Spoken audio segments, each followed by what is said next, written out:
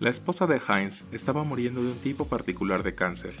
Los médicos afirman que un nuevo tipo de droga puede salvarla. Este medicamento ha sido desarrollado por un farmacéutico local y Heinz intenta comprar un poco, pero el químico le cobra 10 veces más el dinero que cuesta fabricar dicho remedio. Heinz no tiene el dinero suficiente para pagar. Heinz entonces intenta desesperadamente recaudar con sus familiares y amigos el dinero necesario para comprar la droga. Sin embargo, solo logra obtener la mitad. Él explica al farmacéutico que su esposa está muriendo y le suplica que si le puede vender el medicamento más barato o si le permite pagar el resto del dinero más tarde. El farmacéutico se niega afirmando que le ha costado mucho trabajo desarrollar dicha droga y que pretende ganar dinero con ella. El esposo está tan desesperado por salvar a su esposa que más tarde esa noche entra a la farmacia y roba la droga. ¿Debió Heinz haber robado la droga? ¿Cambiaría algo si Heinz no amara a su esposa? ¿Qué pasaría si la persona que está muriendo fuera un extraño? ¿Habría alguna diferencia? ¿Debería la policía arrestar al farmacéutico por asesino si la esposa de Heinz muere? En este dilema, las respuestas en sí no son lo importante, de si era correcto o no, sino el razonamiento que realiza al respecto. Soy Memo Mejía, tu anfitrión y presentador de Argumentos Incómodos, un podcast donde tú y yo abordaremos temas, dramas y eventos habituales, incómodos e interesantes que podremos alojar en nuestro repositorio de conocimientos inútiles para que algún día sean de utilidad. Bienvenidos otra vez a Argumentos Incómodos. Estoy en Facebook e Instagram como Argumentos Incómodos Podcast, todo junto. Un saludo y un abrazo muy fuerte a mis escuchas de México y a quienes me escuchan desde otras partes del mundo. Muchas gracias por continuar en este su podcast. La palabra moral procede del latín moralis, derivada del término latino mos, que significa costumbre, y son todas esas normas, valores y creencias existentes y aceptadas en una sociedad que sirven de modelo de conducta y valoración para establecer lo que está bien y lo que está mal. La existencia de la moral es un rasgo único de las sociedades humanas, dado que el libre albedrío y la conciencia nos hacen susceptibles de juzgar el modo en que vivimos y de distinguir entre las que contribuyen a la estabilidad y la armonía social de las que no, es decir, permite el surgimiento y la existencia de valores. En sus orígenes, la moral estaba íntimamente vinculada a la religión y los códigos de conducta religiosos, que entonces eran indistinguibles de la vida cívica y social, ya que no había separación entre Estado y religión. Sin embargo, esto cambió radicalmente a partir de la modernidad, y en la medida en que la humanidad se vio obligada a redefinir y repensar sus conceptos y códigos de moral. Usualmente, ética y moral se emplean como sinónimos, pero en realidad no lo son. Se distinguen porque la ética es una rama de la filosofía que aspira a elaborar patrones morales transculturales, desde el punto de vista universal, claro. Es decir, la ética estudia las distintas formas en que la moral se ejerce y procura entenderlas desde la mirada general. En cambio, la moral aplica dentro de un contexto sociocultural e histórico determinado. Lo que hoy en día perfectamente consideramos moral, en algún momento de la historia no lo fue y viceversa. La moral es un concepto clave en la formación de la civilización humana. Por un lado, la sociedad requiere siempre de un código o un conjunto de reglas a las cuales regularmente se ciñe para garantizar la paz social y la relativa armonía entre sus ciudadanos. Y por otro lado, la historia de la moral es una parte vital de la historia de la humanidad. La moral de cada época ha determinado en gran parte el modo en que las fuerzas sociales interactúan, y le ha otorgado poder a unos sobre otros, o incluso ha determinado a quienes se juzga como aceptables y a quienes no, lo cual tiene claras repercusiones sobre la vida y la muerte. ¿Cuántas veces hemos escuchado eran otros tiempos? Y pues sí, antes y después de códigos morales eran unos y después quizá eran otros. Y aquí pues podemos poner como ejemplo la moral victoriana, que obviamente no es la misma de hoy. Ahora, ¿qué conocemos como inmoral y amoral? Lo inmoral es aquello que es contrario a una visión de la moralidad específica, aquello que rompe sus reglas, que contradice sus visiones y desobedece sus mandatos. Por ejemplo, en algunas tradiciones islámicas y judaicas se considera inmoral que las mujeres muestren libremente su cabello, y por ende están obligadas a cubrirlo con un pañuelo o una peluca. Lo amoral, en cambio, es aquello que simplemente no se somete a cuestionamientos morales, no responde a la pregunta respecto del bien y del mal. Puede ser ambas cosas, dependiendo del caso y del contexto, pues no está en su naturaleza ser o no moral. Por ejemplo, La ciencia y la tecnología se consideran saberes amorales. Pueden usarse de forma moral o para el bien de la humanidad, o pueden usarse para cometer atrocidades y empobrecer el mundo. Mira, todos hemos desarrollado una moral propia e intransferible, unos valores que no solo separan al mal del bien en el mundo abstracto, sino que también tienen influencia sobre nuestras culturas, conductas, percepciones y pensamientos. Incluso podríamos decir que puede estar tan interiorizada como para influir en nuestras emociones. Uno de los modelos más importantes e influyentes que intentan explicar el desarrollo de nuestra moral es la teoría del desarrollo moral de Lawrence Kohlberg. ¿Cómo se desarrolla aquí la moralidad en las personas? Pues bueno, aquí no importa qué está bien o qué está mal. Lo importante es cómo alcanzamos la idea de bien o mal. A través de una multitud de entrevistas y estudios que hizo Kohlberg, observó que la construcción de la moral aumenta a medida que los niños crecen, igual que sucede con otras habilidades como el lenguaje o la capacidad de razonamiento. En la teoría de desarrollo moral de Kohlberg se alcanza la conclusión de que el desarrollo moral pasaba por 3 niveles: preconvencional, convencional y postconvencional, cada uno de los cuales está dividido en 2 estadios. Es muy importante entender que no todos pasan por todos los estadios ni todos llegan al último nivel de desarrollo. La fase 1 es la moralidad preconvencional. Es muy común en niños pequeños, pero existen adultos que también son capaces de expresar este tipo de razonamiento. Es la etapa más temprana del desarrollo moral y funciona hasta alrededor de los 9 años, de acuerdo a la teoría. Las normas son externas, impuestas por figuras de autoridad y pretenden evitar el castigo o recibir alguna recompensa. Los niños con una moralidad preconvencional aún no han adoptado e internalizado las convenciones de la sociedad con respecto a lo que es correcto o incorrecto. La norma está fuera del individuo y el razonamiento se basa en las consecuencias físicas de las acciones. Los niños solo están interesados en obtener su propio beneficio o salirse con la suya en aquello que es personalmente satisfactorio. Esta fase tiene un paralelo con la etapa sensoriomotora de Piaget, donde el niño no tiene un marco conceptual más allá de sus propios sentidos o movimientos, y esta fase se divide en 2 etapas: la orientación hacia el castigo y la obediencia, y aquí nos encontramos con que la persona delega toda la responsabilidad moral a una autoridad. Los criterios de los que está bien o de lo que está mal vienen dados por las recompensas o castigos que otorga dicha autoridad. Un niño puede pensar que no hacer los deberes está mal porque sus padres lo castigan si no lo hace, y este pensamiento dificulta la capacidad de asumir que pueden existir dilemas morales, enunciados que no tengan una respuesta moralmente clara. Esto es debido a que todo se plantea desde el único punto de vista de la autoridad que la persona legitima. Aquí nos encontramos con el nivel más simple de desarrollo moral, donde no se contemplan las diferencias de intereses ni las intenciones de la conducta. En este estadio lo único que es relevante son las consecuencias, el premio y el castigo.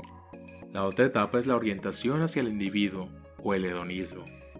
En este estadio ya aparece la idea de que los intereses varían de un individuo a otro, y aunque los criterios para decidir lo que está mal o bien siguen siendo las consecuencias de los actos, ya no los marcan los otros. Ahora el individuo pensará en todo aquello que le reporte algún beneficio, ya sea que esté bien y mal o que le suponga alguna pérdida o malestar.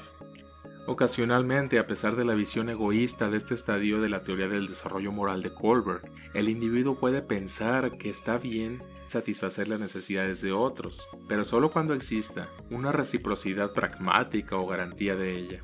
Es decir, el pensamiento de que si hago algo por el otro tendrá que hacer algo por mí. Este estadio es algo más complejo que el anterior, debido a que el individuo ya no delega en el otro para la construcción de su moral, y aunque las razones siguen siendo simples y egoístas. La fase 2 es la moralidad convencional. En esta segunda fase, para la mayoría de los adolescentes y adultos, los individuos aprenden sobre las reglas y la autoridad que existen ciertas convenciones que gobiernan el cómo deben o no deben comportarse. Además, se aprende a obedecerlas. En esta fase no se realiza una distinción entre los principios morales y los legales. Lo que es moralmente correcto es aquello que es dictado por la autoridad, y desobedecer las reglas siempre es definido como malo. La autoridad se internaliza, pero no se cuestiona, y el razonamiento se basa en las normas del grupo al que pertenece la persona. En esta fase, la conformidad con las reglas sociales sigue siendo importante para el individuo. Sin embargo, el énfasis cambia del interés propio a las relaciones con otras personas o grupos sociales. El individuo se esfuerza por respaldar las reglas establecidas por otros, como padres, compañeros o el gobierno incluso, para obtener su aprobación o para mantener el orden social. Pues en otras palabras, los individuos creen que las reglas son necesarias para asegurar las relaciones positivas y un orden social. La adherencia a las reglas convencionales es algo rígida durante esta fase y rara vez se cuestiona la convivencia o equidad de una norma. Y esta también se divide en dos etapas. La orientación hacia las relaciones interpersonales. Debido a que el individuo empieza a tener relaciones cada vez más complejas, tiene que abandonar ese egoísmo de la etapa anterior. Lo importante ahora es ser aceptado por el grupo, por lo tanto la moral va a girar en torno a ello. Aquí lo que empieza a importar son las buenas intenciones de las conductas y en qué medida están aprobadas por los demás. La definición de moral en esta etapa se basa en ser una buena persona, leal, respetable, colaboradora y agradable. Los niños que ya han incluido a la intención como variable moduladora de sus juicios morales dirán que el que peor ha actuado ha sido el niño que quería causar daño, aunque haya sido sin querer. Por otro lado, los niños en estadios anteriores de la teoría del desarrollo moral de Kohlberg dirán que el peor niño es quien ha causado un daño más grande, sin tener en cuenta que lo ha hecho sin querer. La segunda etapa es la orientación hacia el orden social. El individuo deja de tener una visión basada en grupos para irse a una visión basada en la sociedad. Ya no importa lo que le agrade a los grupos o a las personas de mi entorno. El criterio de lo que es bueno o malo se basa en si la conducta mantiene el orden social o lo entorpece. Lo importante es que la sociedad sea estable y no existe el caos en ella. Aquí nos encontramos con un fuerte respeto a las leyes y a la autoridad, ya que éstas coartan la libertad del individuo a favor del orden social por nuestro bien. Y aquí la moralidad sobrepasa los lazos personales y se relaciona con la legalidad vigente, que no debe desobedecerse para mantener un orden social. La fase 3, la moral postconvencional. En esta fase, el sentido de la moralidad del individuo se define en términos de principios y valores más abstractos. El nivel de razonamiento ético solo suele ser alcanzado por cerca del 10 al 15% de las personas. Los individuos ahora pueden creer que algunas leyes y normas son injustas y deben ser cambiadas o eliminadas.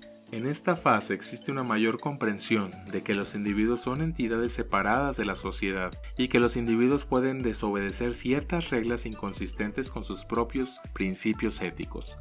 Aquellos individuos que alcanzan el nivel postconvencional tienen sus propios principios éticos, que incluyen derechos humanos básicos tales como la vida, la libertad y la justicia.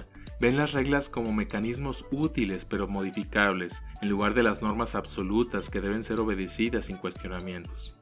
Debido a que los individuos con un razonamiento postconvencional superponen su propia evaluación moral de las situaciones sobre las convenciones sociales, su comportamiento, especialmente en la etapa 6, a veces puede confundirse con el de aquellos que se encuentran en la etapa preconvencional.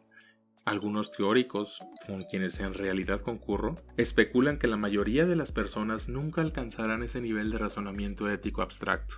También se divide esta en dos partes, en dos etapas. Orientación hacia el contrato social, donde la moral se empieza a entender como algo flexible y variable, y para estos individuos el bien o el mal existen debido a que una sociedad ha creado un contrato que establece los criterios morales. Las personas en este estadio entienden el porqué de las leyes y base a eso las critican o las defienden. Además, estas leyes para ellos no son eternas y son susceptibles de mejora. Para las personas o niños que se encuentran en este estadio, la moral supone, la participación voluntaria en un sistema social aceptado, ya que la creación de un contrato social es mejor para uno mismo y los demás que la carencia de uno. La otra etapa es la orientación al principio ético universal.